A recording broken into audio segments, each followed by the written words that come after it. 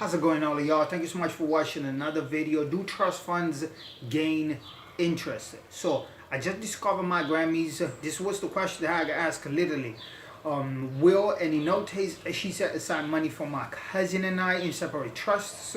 My question is this: do trust funds earn interest?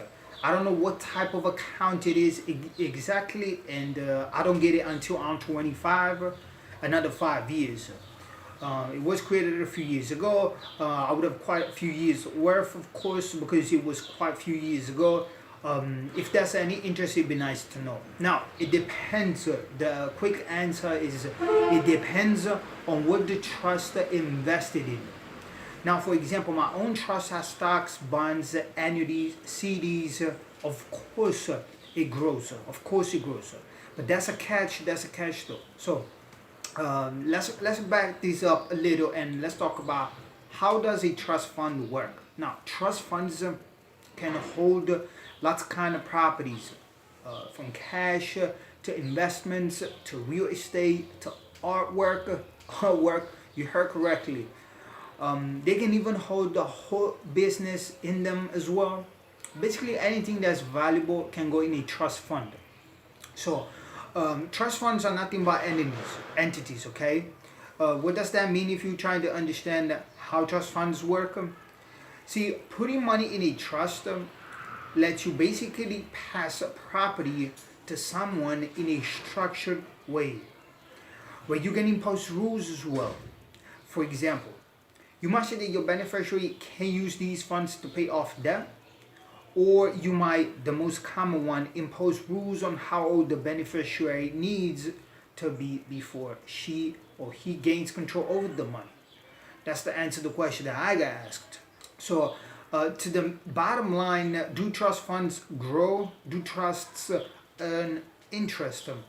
You see, a trust fund is a vehicle essentially that contains other assets. You see what I'm saying? Meaning that not every trust fund is the same, okay? You need to put assets or property into a trust fund. So if the assets you have inside the trust fund grow, for example, investments that grow over time or earn interest, then yes, they do grow and they do earn interest.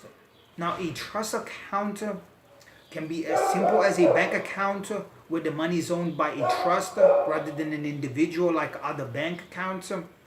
Now, some trust accounts can also earn interest. Generally speaking, this interest is paid to the account beneficiary. But here's the catch though, here's the catch. Trust fund management fees. You see, there are many different types of trust funds and therefore different types of fees and cost amounts associated with setting up and managing a trust fund just as well. Just not only to open it up, to set it up, but to manage it. Now here's the catch. A management fee is one of the most common fees associated with a trust fund, and it just makes sense, like you put money into something and they take your money and they do something with it and they hold it until you give it to until they can give it to somebody that you want them to give the money. So it just makes sense, the fees involved in it. But the assets management fee is a straightforward fee charged on a trust fund. It is expressed as a fixed percentage of the total assets being managed. I repeat what I just said. Is a fixed percentage of the total assets being managed. Meaning that is a fixer, say 5%, 6% of the money that you have. Meaning that if the money grows, it goes with the percentage. Okay, so that was the catch that I mentioned before. The rate obviously differs from fund to fund and is inclusive of other small costs incurred when managing the trust fund just as well. Now, some advisors charge a flat fee, while others just charges, a commission per transaction as well. Now, if the assets invested are riskier, the annual assets management fee is higher. Common sense.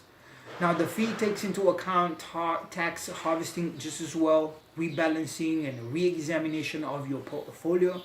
So, for example, a famous, the most one Vanguard, like all mutual funds, charges a management fee. Their fees are lower than the most, if not all, mutual fund companies, even allowing for the fact that they specialize in index funds and the ETFs, which stands for exchange traded funds. If you don't know, they are able to charge these lower fees because they are specialized in high volume funds. Okay, so they can offer a cheaper price, lower fees. Index funds do not require that type of management effort of actively managed funds because the need to scrutinize purchase is just eliminated. Which brings us to the bottom line.